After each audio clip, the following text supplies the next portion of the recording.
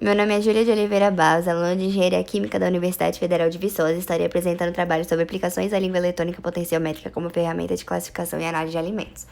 Está baseado no seguinte artigo, e o objetivo desse trabalho é mostrar como a língua eletrônica, que é baseada na potenciometria, pode ser útil para identificar substâncias em alimentos. Tendências recentes no campo de química analítica tomam direção oposta àqueles que investem no desenvolvimento de instrumentos específicos. A nova abordagem parte da utilização de dispositivos de uso geral. Essas novas estratégias são baseadas no uso de matrizes de sensores como a resposta cruzada genérica, a um amplo espectro de analitos. Com esses, podemos obter diferentes espectros de informação sobre a amostra. Posteriormente, o uso de ferramentas de calibração multivariada é usado para extrair os resultados gerados pelos dispositivos. A terminologia usada sugere que essa aproximação é inspirada biologicamente no gosto animal, onde alguns receptores podem responder a uma grande variedade de substâncias. Apenas informações genéricas são usadas, como doce, amargo, salgado ou ácido.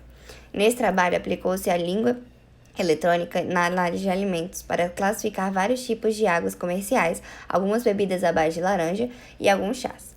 Essa é a foto do aparelho, da língua eletrônica. As medidas potenciométricas foram realizadas com um sistema de aquisição de dados laboratorial composto por 32 canais de entradas feitos com amplificadores de instrumentação diferencial que adaptam a impedância para cada sensor. As medições foram encaminhadas para um eletrodo de referência cloreto de prata.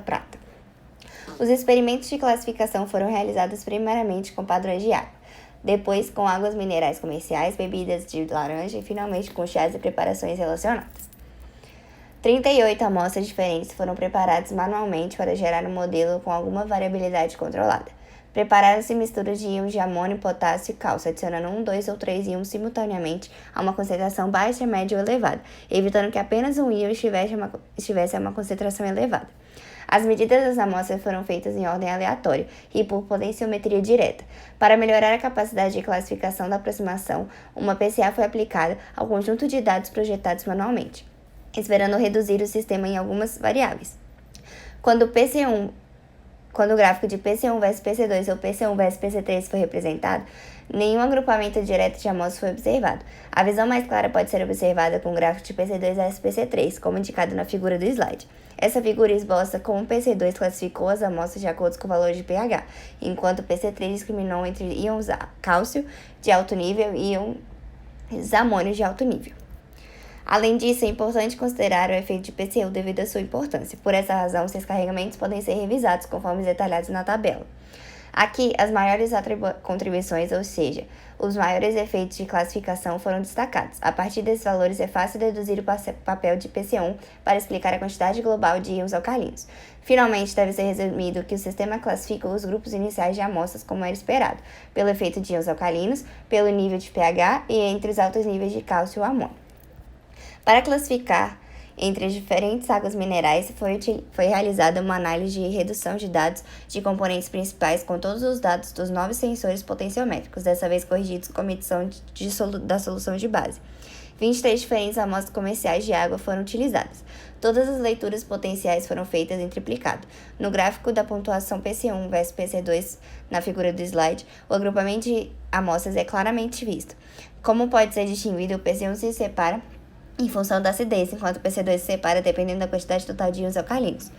Estudos das cargas podem acrescentar a essa conclusão que PC1 também separa entre íons monovalentes e divalentes. PC2 separa a quantidade elevada de íon sódio e íon potássio, normalmente em alto nível de água mineral natural com gás. 36 bebidas à base de laranja foram utilizadas usando a abordagem proposta. Como antes, todas as leituras potenciais foram feitas por triplicado e feitas em relação ao tampão. Dessa vez, uma boa classificação ao agrupamento não foi obtida diretamente. Com o objetivo de melhorar esses resultados, um pré-processamento adicional foi feito. Representando um gráfico de PC1 versus o número de amostras, inesperadamente foi observada uma distribuição da amostra, essa distribuição dependendo do teor de suco de laranja natural na amostra, conforme declarado em seu rótulo. 39 amostras de chá foram preparadas novamente, nenhum agrupamento inicial foi observado na primeira tentativa. Por essa razão, os canais autocorrelacionados foram identificados e eliminados. O gráfico PC1 versus PC2 apresenta um claro agrupamento de bebidas, como pode ser visto na figura. Destes, podemos reconhecer que PC1 apresenta a quantidade total de íons obtidos no grupo 1, um nível mais alto de íons nessa classe de bebidas mais fortes, enquanto o grupo 2, um nível mais baixo para essas infusões mais suaves é observado. A abordagem apresentada foi capaz de classificar satisfatoriamente diferentes tipos de amostras, gerando bons modelos. Facilmente, aplicações potenciais dessa aproximação no campo de análise de alimentos podem ser projetadas, aplicando essa ferramenta como sensor de gosto, que pode ser reprojetado dependendo das aplicações desejadas.